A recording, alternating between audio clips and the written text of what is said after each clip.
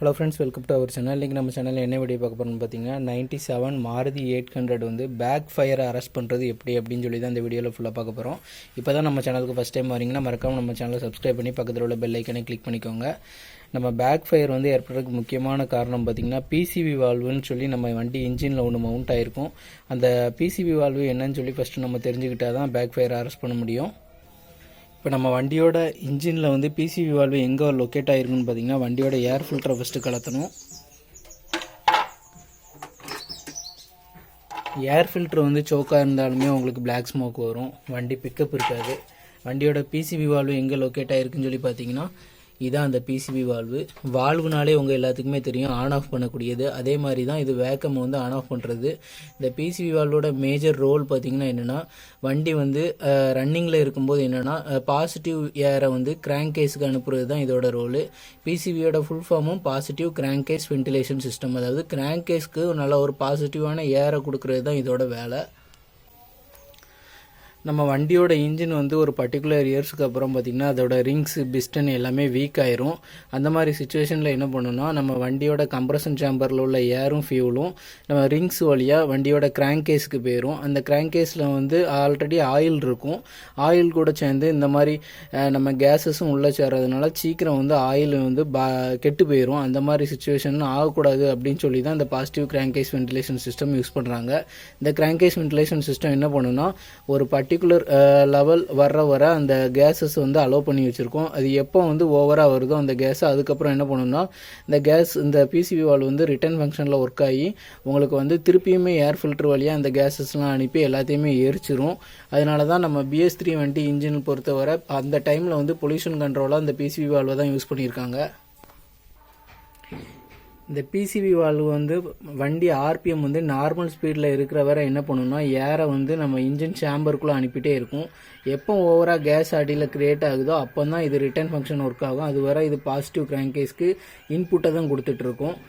இப்போ இந்த பிசிவி வால்வை வந்து எப்படி க்ளீன் பண்ணுறது அப்படின்னு சொல்லி நான் உங்களுக்கு சொல்கிறேன். 2 மெத்தடில் க்ளீன் பண்ணலாம். ஒன்று WD-40 யூஸ் பண்ணி க்ளீன் பண்ணோம், அப்படி இல்லைனா நீங்கள் டேரெக்டாக பெட்ரோல் யூஸ் பண்ணியும் க்ளீன் பண்ணிக்கலாம். இந்த பிசிவி வால்வு வந்து நம்ம கலத்தும் போது, நான் ஆல்ரெடி கலத்தி வச்சுட்டேன், கலத்தும் போது ரொம்ப கேர்ஃபுல்லாக கலத்தணும். ஏன்னா இந்த பிசிவி வால்வு வந்து நம்மளுக்கு கம்ப்ரஷன் சேம்பர் இன்ஜினில் மவுண்ட் ஆகிருக்கும். அதனால் இன்ஜினில் எதுவும் கிராக் எதுவும் விழுந்துட்டுனாலுமே நம்மளுக்கு பெரிய வேலையாயிரும். அதனால் இதை 14 டபுள் எண்டை வச்சு கலத்தணும். இதில் பார்த்தீங்கன்னா வண்டி இன்ஜின் ஸ்டார்ட் ஆன உடனே என்னென்னா இந்த ஒரு வழி பாதை மாதிரி தான் ஒர்க் ஆகும். ஏர் ஃபில்டர் வழியாக இதுக்குள்ளே போகும், திருப்பி இது வழியாக இன்ஜின் சேம்பருக்குள்ளே போய்கிட்டே இருக்கும். எப்போ இன்ஜின் சேம்பரில் அதிகப்படியான நைட்ரஸ் ஆக்சைடு அந்த மாதிரி கேஸஸ் அதிகமாகுதோ அப்போ என்ன பண்ணணும்னா இது ஸ்டாப் ஆயிரும். ஹையர் ஆர்பிஎம்மில் இது ஸ்டாப் ஆகிட்டு ரிட்டன் இந்த கேஸஸ் வந்து இது வழியாக உள்ளே போய் திருப்பியும் நம்ம ஏர் ஃபில்டர் வழியாக நம்ம கார்பரேட்டருக்குள்ளே போய் ஃபயரிங் ஆகி வெளியே போகிறதுனால நம்மளுக்கு வந்து கிராங்க்-கேஸ் வந்து சேஃபாக இருக்கும். ப்ளஸ் ஆயில் சேஞ்ச் பண்ணக்கூடிய இன்டர்வல் டைமும் நம்மளுக்கு சீக்கிரம் மாற்றுற மாதிரி இருக்காது. இந்த பிசிவி இல்லைன்னா என்னென்ன ட்ராபேக்ஸ் நடக்கும் அப்படின்னு சொல்லி பார்த்தீங்கன்னா, இல்லைனா இது மால் ஃபங்க்ஷன் ஆகுனா என்ன ட்ராபேக்ஸ் நடக்கும்னு பார்த்தீங்கன்னா, உங்களுக்கு வண்டி இன்ஜின் வந்து பேக் ஃபயர் அடிக்கும். நம்ம பைக்லலாம் டப்புன்னு சைலன்சர் சவுண்டு கேட்கும். அதே மாதிரி நம்ம கார் இன்ஜின்லேயும் சவுண்டு கேட்க ஆரம்பிக்கும். இன்னொரு விஷயம் பார்த்தீங்கன்னா, உங்களுக்கு ஆயில் வந்து சீக்கிரமே வம்பாயிரும். அந்த மாதிரி கம்ப்ளைண்ட் வந்து அதிகமாகவே நடக்கும். இப்போ வந்து இந்த பிசிவி வால்வை வந்து க்ளீன் பண்ணுறது எப்படின்னு சொல்லி பார்க்கலாம். நம்ம பைக்கில் வந்து இந்த மாதிரி கார்பரேட்டருக்கு போகக்கூடிய டியூப்பை வந்து கலத்தி விட்டுக்கோங்க. அப்படி இல்லைன்னா நம்ம சிரிஞ்சில் கொஞ்சம் பெட்ரோலை வந்து நம்ம இதுக்கு நேராக வச்சு நம்ம இங்கே அடிக்கும்போது என்னென்னா இதில் உள்ள டஸ்ட்டு எல்லாமே வெளியே வந்துடும். இந்த பிசிபி வால்வுக்குள்ளே என்ன இருக்குன்னா ஒரு ஸ்ப்ரிங் இருக்கும். அது போக பார்த்திங்கன்னா அந்த வால்வை கண்ட்ரோல் பண்ணுறதுக்காண்டி ஒரு மெட்டல் ஃப்ரேம் மாதிரி இருக்கும். அதுதான் இதில் இருக்கும்.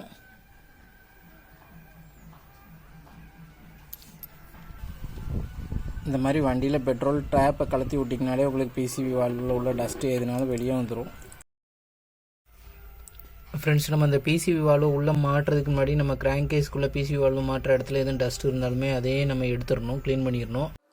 பிசிவி வால்வோட ஒர்க்கிங் பிரின்சிபல் இமேஜ் தான் பார்த்துட்ருக்கீங்க. கிராங்க்-கேஸில் எப்போ ஓவராக ப்ரெஷரைஸ்டு கேஸ் அதிகமாகுதோ அப்போ பிசிவி வால்வு ஒர்க் ஆகி ஏர் ஃபில்டர் வழியாக கொடுக்கும். அதான் அதோட வேலை. பிசிவி வால்வில் இருந்து நம்ம ஏர் ஃபில்டர் இன்டேக்கு கொடுக்கக்கூடிய ஓஸில் எதுவும் டேமேஜ் இருந்தாலும் அதோட பெர்ஃபார்மன்ஸ் சரியாக இருக்காது. அதனால் நம்ம அந்த ஓஸ் டேமேஜாக இருந்தாலும் ஓஸை ரீப்ளேஸ் பண்ணிக்கலாம். மாருதி 800 வண்டியை பொறுத்தவரை அந்த பிசிவி வால்வு பார்த்திங்கன்னா ரேட்டு வெறும் 90 ரூபா இருக்கும். அரௌண்டு ஒரு 120 ரூபாய்க்குள்ள தான் இருக்கும் மேக்ஸிமம் எல்லா ஊர்லேயுமே.